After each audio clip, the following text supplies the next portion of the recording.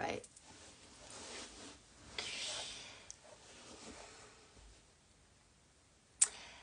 So this live, for those that are live and for those that are watching the recording, is about stepping into your most courageous self. So hello, people that are joining. I know it's quite slow to join these days. Hello, thank you for tuning in, even if it's just for a moment. Today, I'm talking about stepping into your most courageous self. I'm talking about courage. So just to give a little bit of context, courage is one of my top values, if not my top value. And I have started a Substack called Be Courageous. And so much I realize of like my online courses, working with people one-to-one, is all about flexing courage and stepping into courage. So much of life is asking us to flex this muscle. So in this live, I'm going to talk about what is up against us for us stepping into our most courageous self. So the three things I'm going to talk about today, and there are more than three things, but I'm going to talk about self-doubt, I'm going to talk about uncertainty, and I'm going to talk about resistance. So these three things, self-doubt, uncertainty, and resistance, are three things that stop us from stepping into our most courageous selves. And I really believe that you are all worthy of stepping into your most courageous self, as am I. It really, so much of it is about self-worth. But anyway, I'm going to start with what is courage? Like, what is courage? So courage is our ability to step into fear. It is our ability to hold space for uncertainty. It is our ability to be uncomfortable, which is huge. I'm going to go into that later. It is our ability to be uncomfortable. It's our ability to do things anyway, even if we fall flat on our face, even if we look stupid.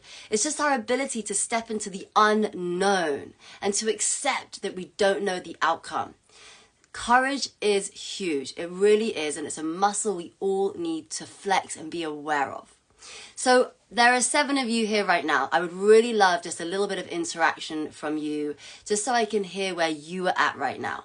So if 0 out of 10 is like the least courageous you're being right now, which is fine. Like sometimes life isn't calling us to be courageous. Like maybe we're on holiday, or last year I had a baby. So it was really about like love and connection and presence. I really wasn't about courage so much, even though it's a top value. So 0 out of 10 is being your least courageous.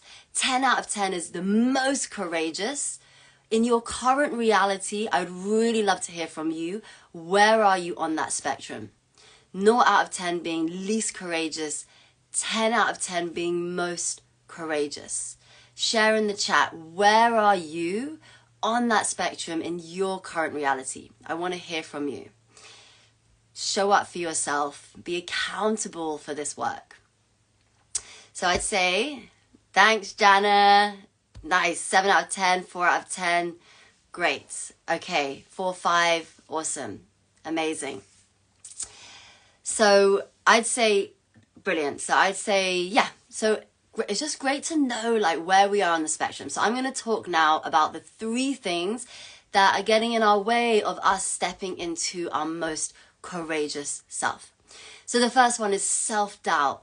Self-doubt is huge. It is huge for so many of us, if not all of us. So we all have this inner critic. We just all do. We all have this voice inside of us that wants to put us down, hold us back. And it can manifest in different ways. It can be negative thoughts. It can be self-doubt. But we have this inner critic, and self-doubt is one thing that holds us back massively when we want to act courageously. The thought that we're not good enough, the thought that we're going to fall flat on our face, the thought that we can't do it, the thought that we're, whatever it is, not smart enough, not capable, like all this, no one's going to come, like all this self-doubt. I have it before this live. I'm like, I can feel it, like, it's much easier not to do these things, right? So how do we overcome self-doubt? The first thing and the most important thing that everyone should be flexing every single day is becoming your own inner cheerleader or your own best friend. Now, I work with a lot of people one-to-one, and a lot of people struggle with anxiety and stress and worry.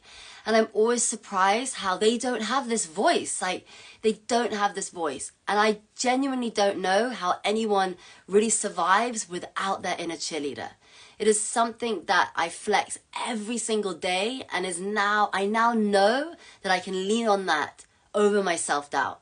My self-doubt is there, my negative thoughts are there, but my inner cheerleader, my inner best friend is so strong. It has my back. I have various practices that I work with people to cultivate your inner cheerleader, but you have to work on it every day. And something so simple that you can do now is just like check in with your heart. Your inner cheerleader comes from your heart. Your fear and worry come from your ego mind. So really starting to connect more to your heart and just asking your heart, like, what is it that you want to say to me? What do I need to hear right now? I have a free practice on my website called the Positivity Booster that can help with this. Just like it's a little boost. It's not a deep dive into this, but it can help with this. So really working on that inner cheerleader is something that's so key for everyone. It's a life skill. So the next thing I'm going to talk about within self-doubt and how to manage it is meditation. And I don't want to push meditation on anyone, but I just want to share with you how it can help with this. Now, firstly, I don't want to push meditation on people because you need to want to do it for it to work for you, right? So guided practices are great, but like they're almost just a little sort of energetic boost. So unguided practices or practices with less talking is really what I'm talking about here. So meditation, the reason why it helps with self-doubt, because it teaches us to see a thought without attaching meaning to it. It teaches us to sit with the discomfort of a thought, right? That is huge. It teaches us to sit with a discomfort of a thought without attaching meaning to it. So in other words, when you have these self-doubting thoughts, it teaches you how to connect back to yourself in the present moment rather than go into a spiral into those thoughts. It teaches you to find more space between you and your thoughts. Meditation isn't easy. It is uncomfortable. It is hard because you have to sit with your stuff. And it literally teaches you to sit with your stuff and get uncomfortable. So it teaches you to have greater autonomy over your thoughts. So you can be more in charge as to what thoughts you want to put meaning onto. Now, it's not something you do once and like it works. It's a cumulative. And I'm going to put my hands up here. For the first time, so I started meditating about 24, I'm 37, but the last year I haven't been able to because I had a baby. It's my second baby. Having two for some reason has made it harder for me to do it. He was getting up very early, now he's getting up a bit later, so I'm able to start to do it. But I have noticed that my ability to have autonomy over my thoughts and space around my thoughts was less. So the third point on this, just to remind myself, is energy. So I'm talking about self-doubt and courage for those that have joined. So to really understand and master your inner critic, and something to understand is that if we don't have autonomy over our thoughts, well, our thoughts carry an energy, whether we have autonomy over them or not. But when we have greater autonomy over them, we can choose whether we want to carry that thought with us and attach meaning to it. So if the thought comes into the mind, like a self-doubting thought, and we spiral, we've allowed that to spiral. It's difficult, I'm not saying it's easy, but what happens is those thoughts carry an energy. They affect how you feel. So self-doubting thoughts affect how you feel. Then you feel unworthy and crap about yourself. And then that affects the actions you take. And this is when we might self-sabotage or not take action that is true to our worthiness. So really, again, like understanding that thoughts carry an energy, choosing to, learning how to take a bit of space or find a bit of space between you and your thoughts, and then tapping into that inner cheerleader is really going to help you manage and master self-doubt. There are other things as well, but those are the key things I wanted to share. So, right. Actually, just finally on that energy, the energy of your thoughts. something to think about, and you can go away and think about this, or you can tell me in the chat. I'd actually love to hear. Like, how do you want to feel? And of course, life is a freaking roller coaster, it's up and down. But, you know, generally, how do you want to feel? Like when I do a live like this, I want to feel in my body, I want to feel grounded, I want to feel confident, I want to enjoy it. So I need to tell myself things around that. So before I came onto this, I was saying things like, I give myself permission to enjoy this life. I give myself permission to be myself. But whatever is in your life, like, I don't know, if it's holding space for your children or presenting or whatever, like, how do you want to feel? Figure that out, and then figure out the narrative that you need to own in the mind to feel that way. This is to help you step into your most courageous self. So there's different layers to that. So the second area I want to talk about is uncertainty. So uncertainty stops us from stepping into our most courageous self. So why is this? Because humans want certainty. We crave certainty because it makes us feel good in the moment. It soothes our ego that doesn't like, well, our ego that is protecting us from fear. Our nervous system that is protecting us from fear and uncertainty. But the thing is, life is uncertain. It's the only thing we can be uncertain about. So we need to learn how to hold space for uncertainty. And what can help is calling it out for what it is. So when you're going through an uncertain time and you're feeling fear, it's just to call it out, being like, this is uncertain. I don't know how people are going to respond. I don't know how people are going to react, but it's out of my control. I don't know how something is going to unfold because we can't predict the future. It's out of our control. We have to learn to hold space for that and be okay with that, which is really hard. Like, it's much easier to know the outcome. But the thing is, if we are the opposite to stepping into uncertainty is being comfortable.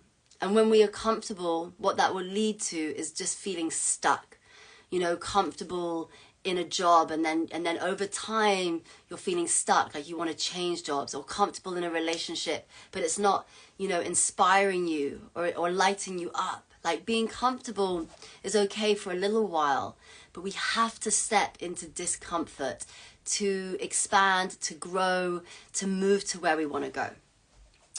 And within riding the wave of uncertainty, a big thing, which I believe is a huge part of courage, is trusting. Learning to trust, like just trust in yourself, believe in yourself, trust that all is going to be okay, even if we fall flat on our face. Just trusting that it's going to work out okay. Trusting as an antidote to fear. And then finally, to help with uncertainty and holding space for uncertainty is to get into alignment with yourself. And this is a big one. So what do I mean by that? So I mean, get clear on your values and then get clear on your top 2 values that guide you. So one of mine is courage. Like, leaning into values that guide you will help you feel in alignment in your life. You feel connected and in alignment to yourself.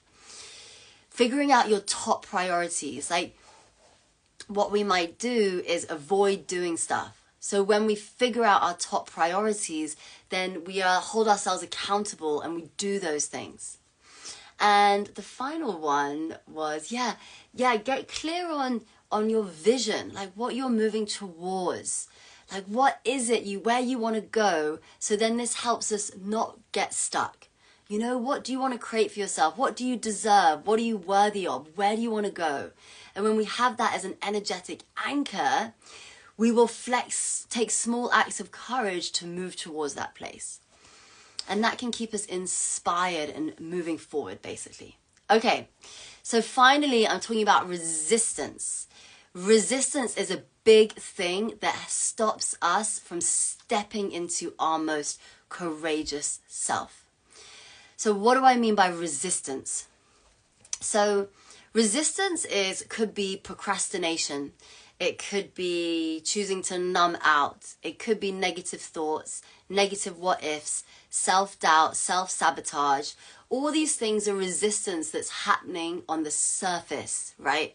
It's what's happening in the current reality on the surface level.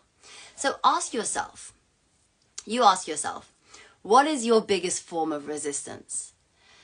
I'd say my biggest form of resistance is that self-doubt. I'm feeling nervous, that nervous feeling. It's my biggest form of resistance that used to get in my way. So what's your biggest form of resistance? If you know, share in the chat. You might feel like you want to do a bit of journaling around that. And then ask yourself, what is the fear that is behind that resistance? There's always a fear. So if mine was self-doubt and feeling nervous, my fear behind that is the fear of coming across stupid, the fear of falling flat on my face. This is the fear that is behind my resistance. So what is your resistance? And then what is the fear that sits behind your resistance? That's where the inner work comes in. And then you ask yourself, what is this protecting me from? So your fear response is just protecting you from something. My fear response is protecting me from falling flat on my face, from looking stupid, it's wanting to protect me from judgment, from protecting me from what other people might think of me. And then once you figure out what it is protecting you from, you ask yourself, what do I want to believe? What do I want to believe instead? And you choose, and this is linked to your inner cheerleader as well. It's partly linked, but it's choosing, what do I want to believe to overcome that resistance? So something I've always leaned into is, I am capable. I am more than capable. I have something to offer. I want to add value to people. What is it that you want to believe instead of that? Your resistance and fear is always it will be there, most likely always. But the point is, when you shine the light of awareness on it, it will stop you sabotaging yourself from stepping into your most courageous self. And then finally, I think the most important thing really is to figure out what it is that you want to move towards, which I've discussed already. So then you can figure out the small acts of courage that can take you there. And it's these small acts of courage that we flex will help us flex that courage within. It's a muscle, as with everything, that we need to flex and we need to choose to lean into. So to round this off, I'm going to talk about how we can start to sources of inspiration for courage. That is one of the things, is to stay inspired. Staying inspired is crucial for us wanting, one, for self-belief and wanting things that we are worthy of. I'm not talking about materialistic things, like a feeling of perhaps greater internal freedom, whether it's overcoming stress, overcoming anxiety, stepping into the unknown, whatever it is. Staying inspired will guide us to acting more courageously, to doing the work, to showing up for ourselves, right? Staying inspired is so key to this.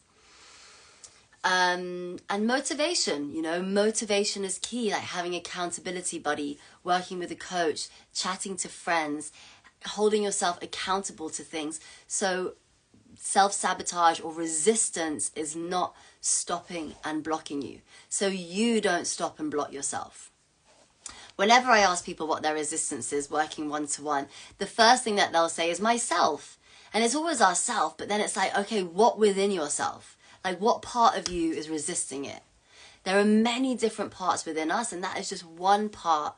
We want to shine the light of awareness on it, but then choose to develop the muscle of other areas within us, like our inner cheerleader, our curiosity muscle, our courage muscle.